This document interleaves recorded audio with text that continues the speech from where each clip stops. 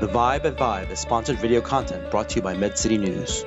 Hello, I'm Arundhati Parmar, Editor-in-Chief of MedCity News, and today I have with me Kim Dalla Torre.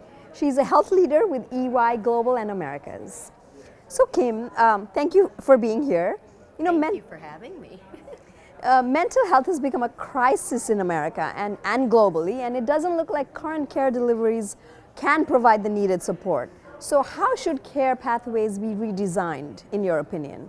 Well, before we even talk about the redesign, the crisis itself, in talking to over 1,000 people in our most recent consumer survey, what we learned, 49% of people are not happy with mental health care as it stands today. They don't understand how to access it. They also are very confused around who they should be talking to. Should they be talking to a psychiatrist? Should they be talking to just a peer counselor? What is a psychologist? What are the differences? And so it's really sad in talking to a lot of the healthcare executives, and they get very emotional around the topic and shared their own stories around where their own loved ones, they couldn't get the care they needed because in our systems today globally, we're very focused on acute care and not taking care of people earlier in the mental health care cycle. But how do we address it? There's things that we could be doing differently.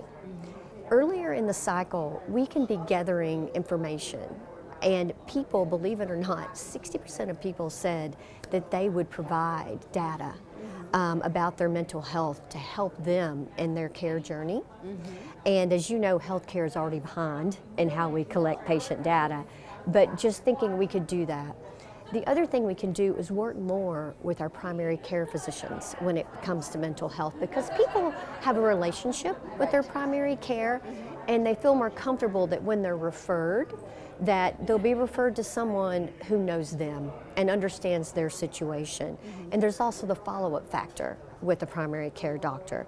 And as we've seen, when you don't have that kind of connection, 50% of people switch their mental care provider because it's either not a good connection with the person because it's so personal, or they just feel like they're not making progress in their therapy.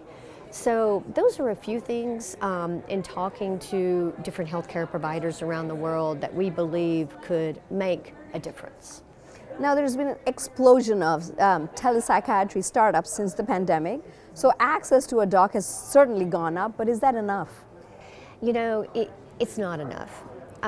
It helps because so many times people can't take the time out of their day to get somewhere, and as you know, it's easier to schedule an appointment online. It's easier for the physician, it's easier for the patient. Right.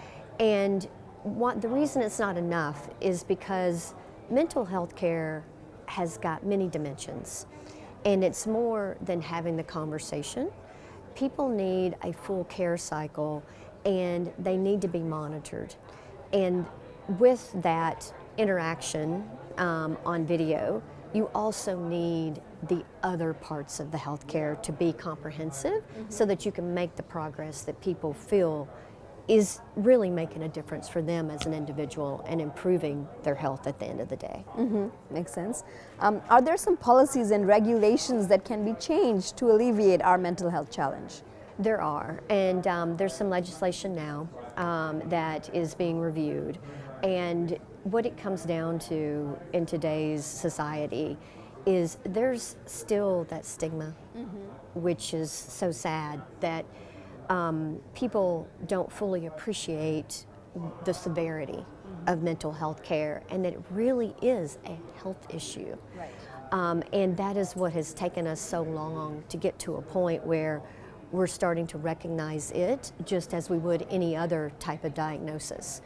And the bills that are today being discussed are exactly that. It's elevating mental health care to the same level as if somebody was going in for women's health, oncology, pick another major category of care, and trying to equalize that not only for individuals as patients to get the care they need, but also just in their daily lives and how they work and their family and everybody having the recognition that's needed to be able to make the progress real.